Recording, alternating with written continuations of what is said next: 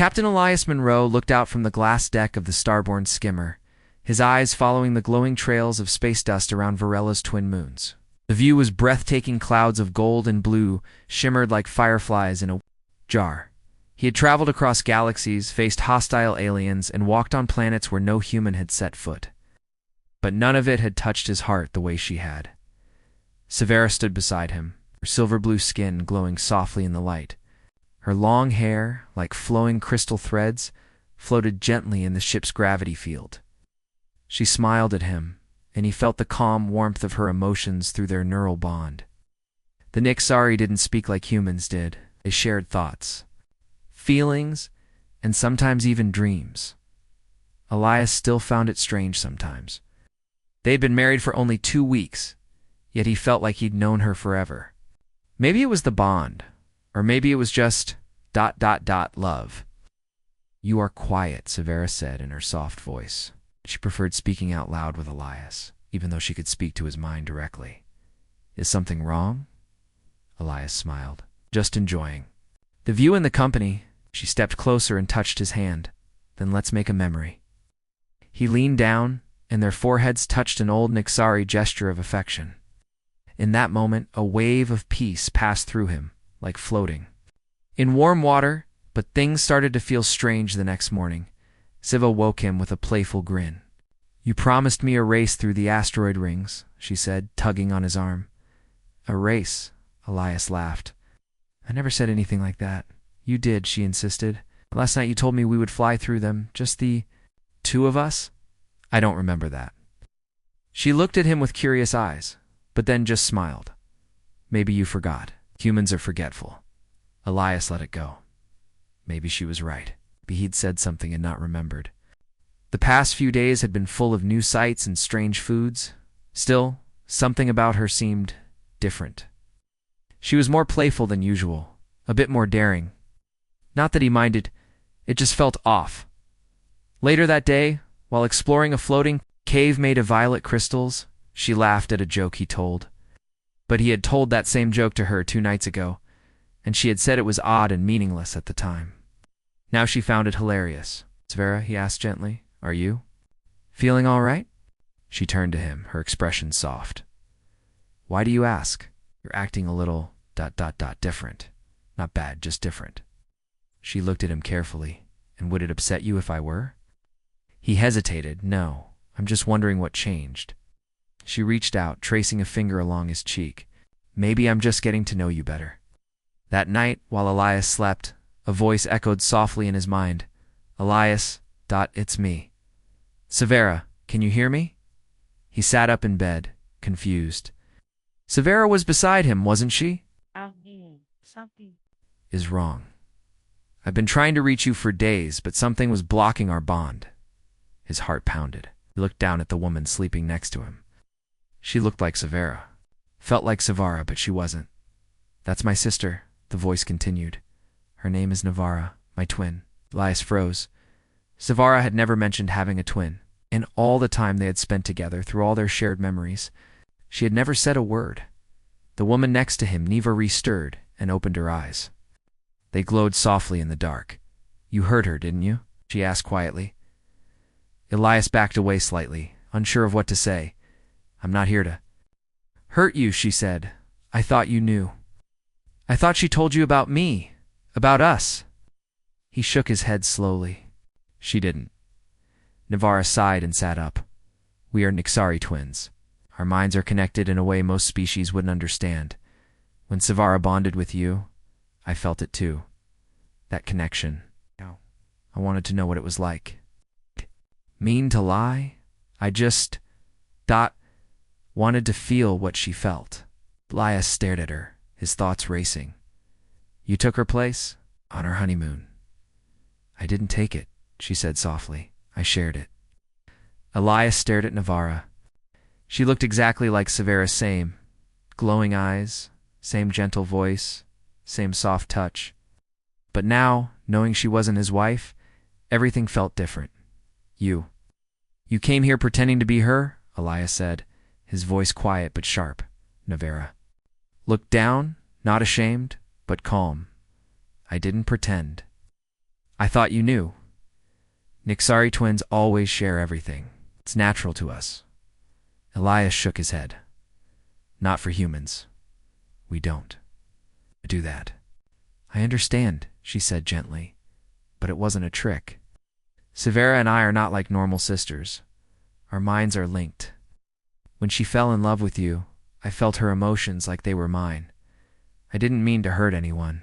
Elias sat down on the edge of the bed, rubbing his forehead. This was too much. A secret twin. A shared mind. A shared marriage? So Severa sent you? He asked. Nevera nodded. When the bond between you two was formed, it touched me too. We thought we could show you what it means to be connected like. Us, Severa, thought you would feel it. That you would understand. But she didn't tell me, Elias said, hurt growing in his chest. No, Navarra said softly. She didn't, because she was afraid. Later that day, a small Nixari ship arrived beside the starborn skimmer. A glowing figure stepped out Severa. She looked tired. Her long crystal-like hair was tied back, and her expression was serious. Elias stood at the airlock waiting. Severa, he said. She paused. Elias. I'm sorry. He didn't speak. Just stepped aside and let her in. Inside the lounge, Severa and Navarra stood across from each other like reflections. They touched hands, fingertips glowing softly, and closed their eyes. Elias could feel something pass between them. It's like a wave of quiet energy. I didn't want to confuse you, Severa said finally, opening her eyes. Humans are so different from us. You value privacy, independence. Nixari live through connection, through unity. You should have told me, Elias replied. I needed to know what I was agreeing to. I thought you would feel it. I thought you would sense her, the way I do. But I forgot you're not Nixari. There was a long silence. The hum of the ship was the only sound. Then Navarra spoke. I never wanted to replace her. I only wanted to feel what she felt. Love, bonding, happiness. Elias looked at both of them. He could feel their emotions: Severa's sadness, Navarra's quiet hope. The neural link they shared still connected. Him to both, strange, but not unpleasant. It was like having two hearts speaking to his. I'm not angry, Elias said slowly. I'm confused. You both feel like Severa to me. That scares me. Severa stepped closer. Then let us show you who we are. It's not just in your mind, but in our world. The next day they traveled to Nyalvis, the city beneath the sea. Varella's ocean was deep and glowing, filled with floating lights and soft coral towers. Their ship dove beneath the waves, and the surface disappeared behind glowing green light. Below, the city rose like a dream. Towers made of living crystal, connected by energy bridges, glowed in soft shades of blue and white. Giant, jellyfish-like creatures floated through the water above them, lighting the deep. This is our home, Severa said as their ship landed. As Elias stepped out, he felt a strong pressure in his chest, like the city itself was alive. He could feel the thoughts of thousands of Nixari minds. Emotions, whispers, songs. The neural field here was powerful. In the city, Nixari passed by, nodding politely. They looked curious, but not unkind. Human visitors were rare here.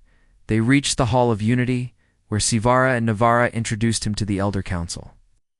The tall Nixari elders welcomed him gently, but one of them, a pale figure named Elior, looked at Elias with cold eyes, sharing.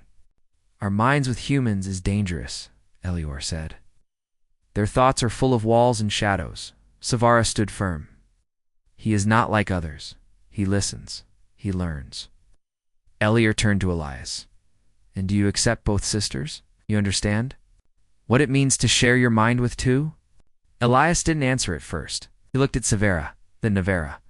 Their bond was deep, ancient, and beautiful. Maybe it was strange to him. Maybe it would always feel strange. But was it wrong? I don't understand everything yet, Elias said honestly. But I'm willing to learn, if they'll let me. Severa smiled. Navarra nodded. But Elior's expression darkened. Then you must be careful. There are others who do not wish this union to continue. that night as they rested. In a floating chamber above the glowing reef, Elias felt a strange tremor in the water.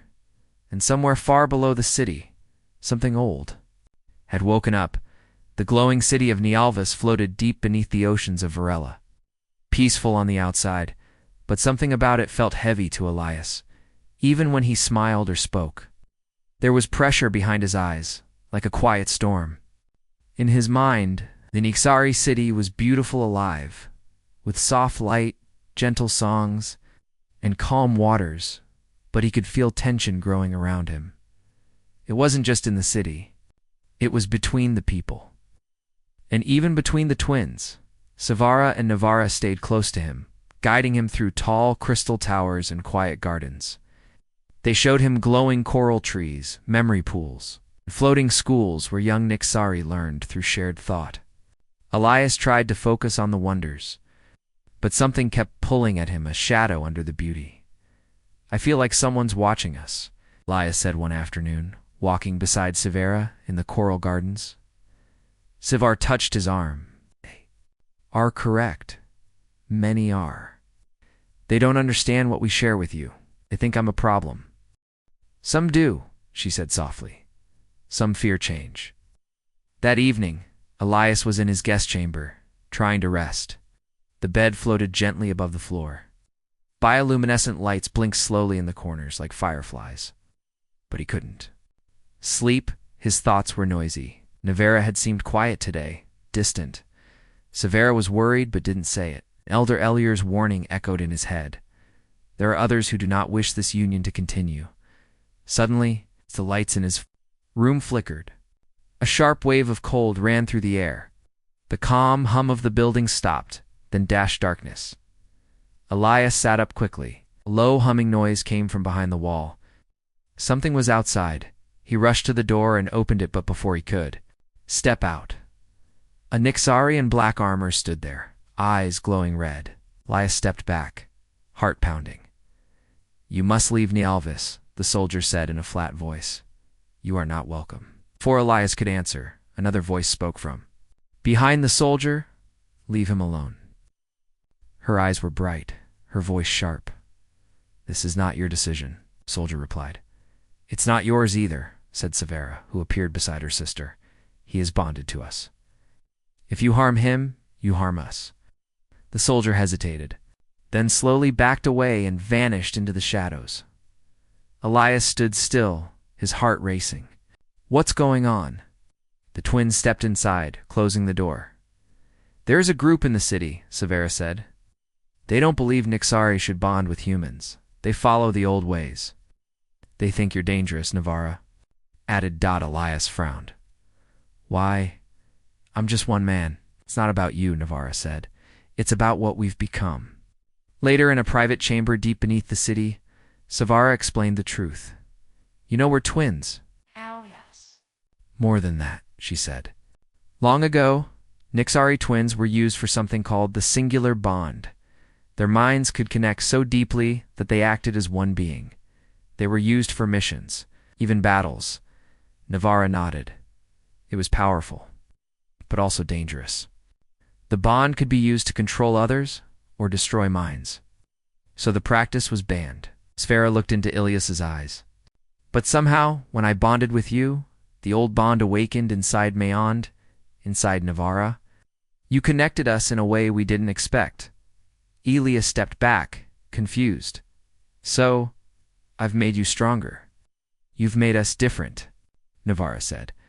"Now, we can feel your emotions, your thoughts, and each other's more clearly than before. We can move in sync. Sometimes we even finish each other's actions." I sat down, trying to understand.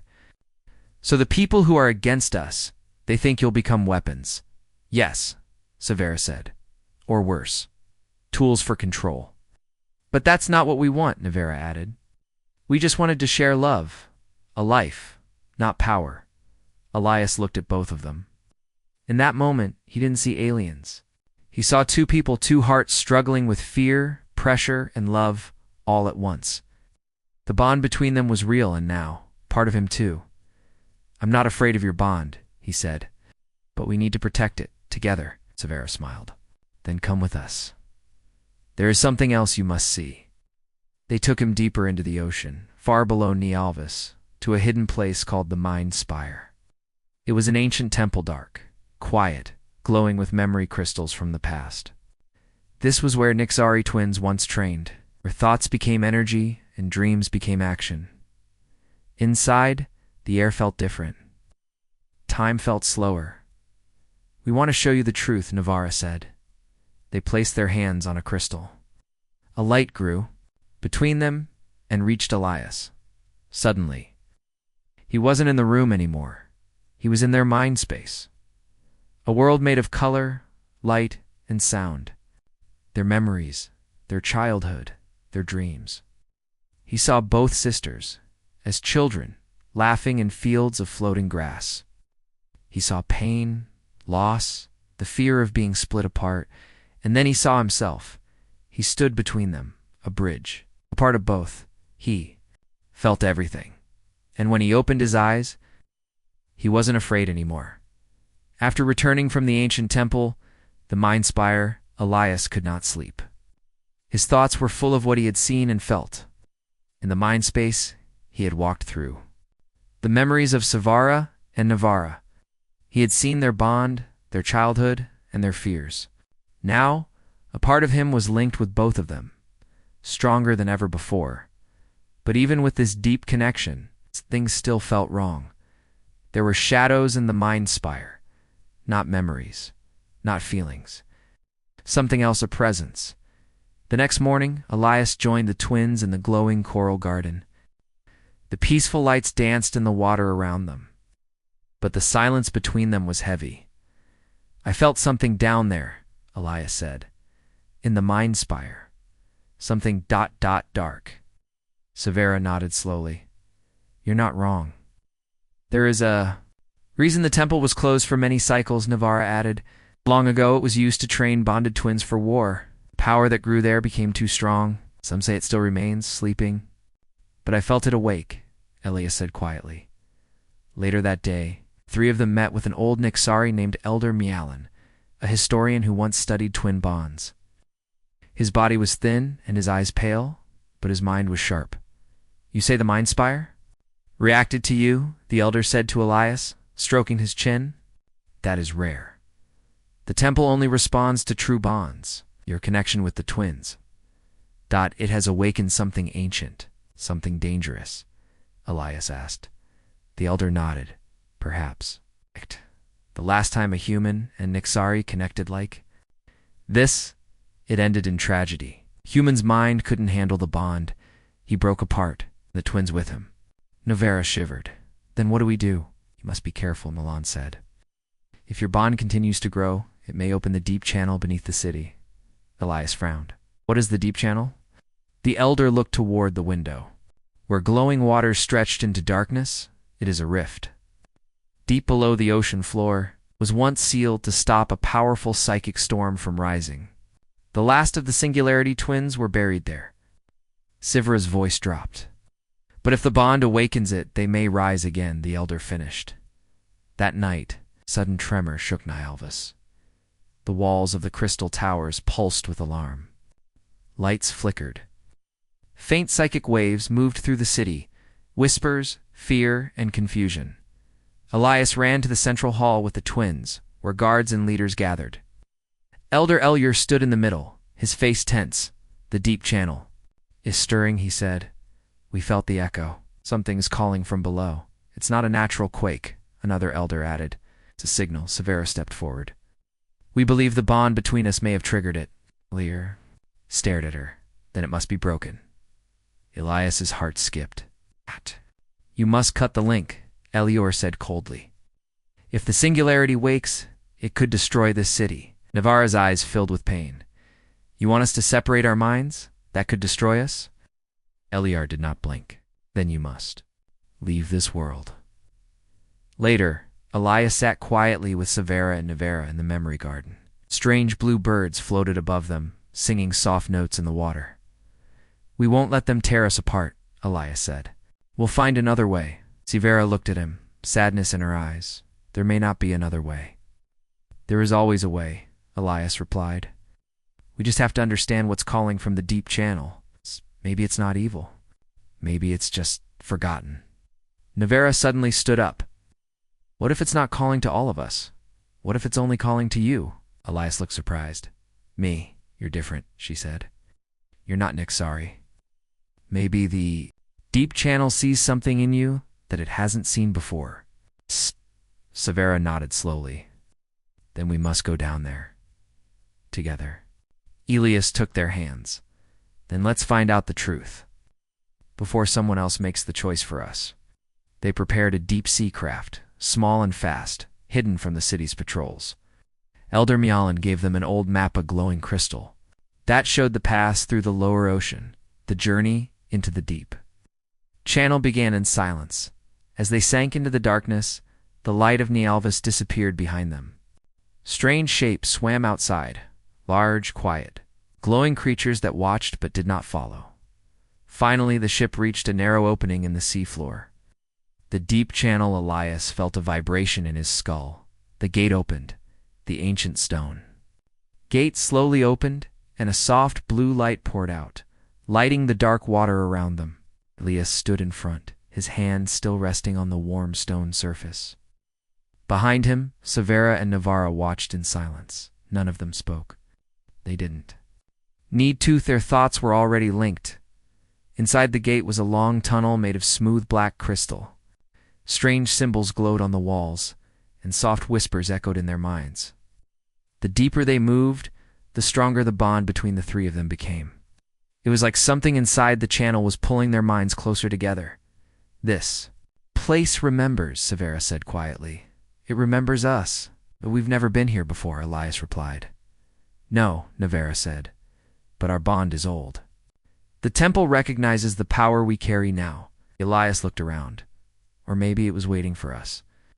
They reached a wide chamber. In the center stood a tall crystal pillar floating above the ground. It pulsed with light like a living heart. The whatever passed for air down here was still, but heavy with energy. Without warning, the crystal glowed brighter. Waves of emotion rushed into their minds. Fear, pain, confusion, and hope. Then, everything went white.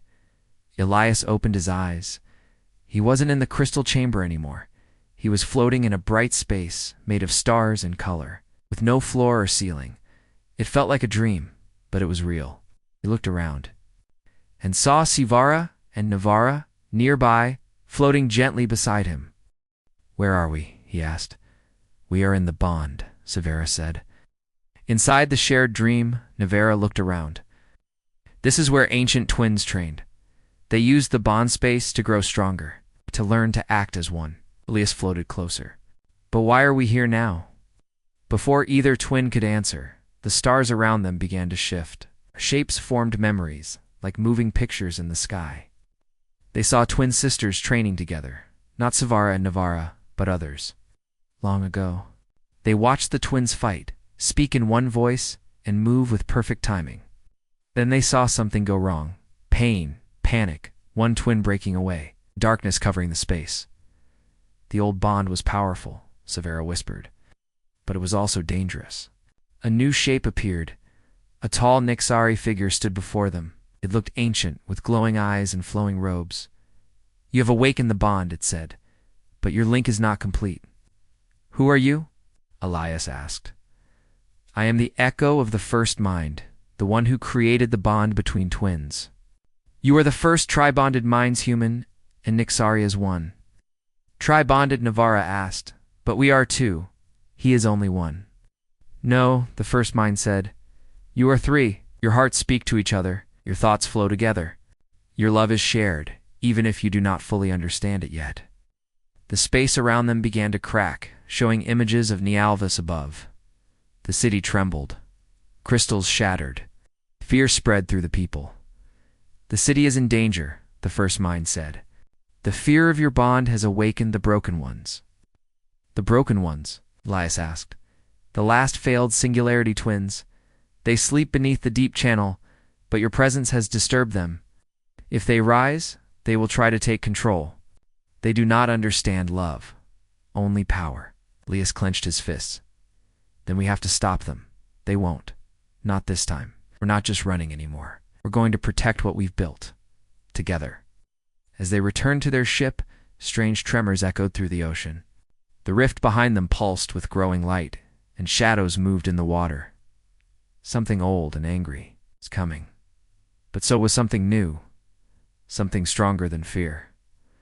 A bond made not just of minds, but of trust. Elias stood at the control panel of the small sea craft, eyes focused ahead. The waters outside were darker now, heavier. Behind them, the deep channel gate had closed again. But something was awake beneath it, something old and dangerous. Beside him sat Savara and Navara, quiet but alert. The bond between them had grown strong. Even without speaking, they could feel each other's thoughts and fears. "We need to warn Nialvas," Savara said. "The broken ones may rise soon." Navara nodded. "But if we go straight to the city, the council might stop us. They still fear what we are." Elias clenched his fists. "Then we'll have to be smart. We don't fight from the front, we go in quietly." The ship's lights flickered as it approached the edge of the city. Elias guided the vessel to an old underwater tunnel, one that hadn't been used in years. "Are you sure about this way?" Savara asked. "It's the only path they won't be watching," Elias replied. "We'll enter from the archives below the Hall of Thought. Lamalin showed me the map before we left." The tunnel was narrow, filled with thick sea plants and strange glowing fish. Their ship moved slowly, careful not to alert any scanners. As they neared the exit, Elias powered it down and activated stealth mode. They stepped out, swimming the rest of the way through the low tunnel, guided only by the soft blue glow of Sivara's hand. Soon, they entered a forgotten chamber beneath the city, a quiet space filled with old memory crystals and dusty books. It's the archive depths. Elias looked around. "This place hasn't been touched in years. It was sealed after the war," Sivara said. "Too much knowledge, and too many secrets." They climbed the spiral passage up into the base of the Hall of Thought. From there, they could hear movement above, voices, footsteps, alarms. The city was already reacting to the tremors from the deep channel. "We split up," Elias said. "I'll go to Mialan, you to warn the inner guards.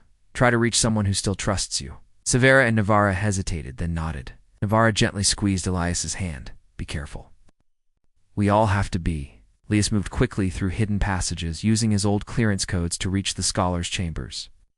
Inside, Elder Mialan was sitting in the dark, reading a glowing tablet. He looked up with surprise. "Elias," he returned. "There's no time. The broken ones are waking. Need to act now." Mialan stood, serious and calm. "I knew the bond would lead to something. But I never thought the broken ones would stir again. They aren't just stirring. They're coming. We need to reach the core chamber and activate the shield network before it's too late." Mialan nodded. "Follow me." Meanwhile, Savara and Navara moved through the halls of Nialvas, staying out of sight. They sent soft waves of calm through the neural field, reaching out to those who might still support them.